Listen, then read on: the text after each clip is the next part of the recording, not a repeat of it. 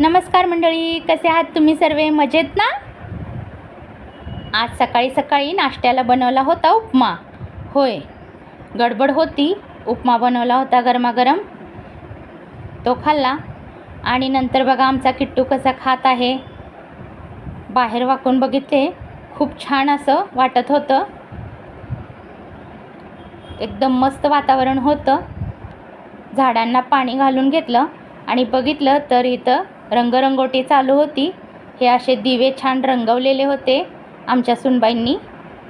खूप छान आणि सुंदर दिसत होते, म्हणून ते शूट केले. आणि नंतर घेऊन गेले किट्टूला माझ्या हॉस्पिटलला. हो, त्याची तब्येत बरी नव्हती, म्हणून त्याला हॉस्पिटलला घेऊन गेले होते मी.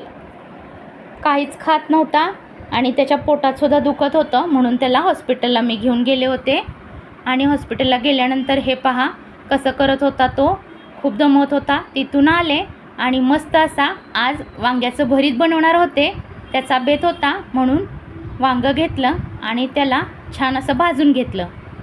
भाजून घेतल्यानंतर सर्व बाजूंनी छान भाजल्यानंतर मस्त वांग्याचं भरीत बनवलं. आणि मैत्रिणींकडून मी भाकरी बनवून घेतल्या होत्या. कडक भाकरी असतात ना, त्या. माझी मैत्रीण भाकरी बनवते. तुम्हीसुद्धा तिला ऑर्डर देऊ शकता. बैल बाजार रोडला तिचं शॉप आहे.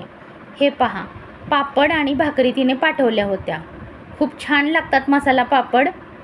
मी बनवून खाल्ला, टेस्टी होता. हा मक्यापासून बनवतात. खूप छान आणि टेस्टी लागतो. याच्यावर कांदा, टोमॅटो, मसाला टाकून आपण खाऊ शकतो आपल्या हिशोबाने. आणि भाकरी पण छान कडक कडक अशा भाकरी होत्या, त्या मी मागवलेल्या. छान होत्या भाकरी. तुम्हीसुद्धा ऑर्डर देऊ शकता. हे पहा मसाला पापड. आज इथेच थांबूया. बाय.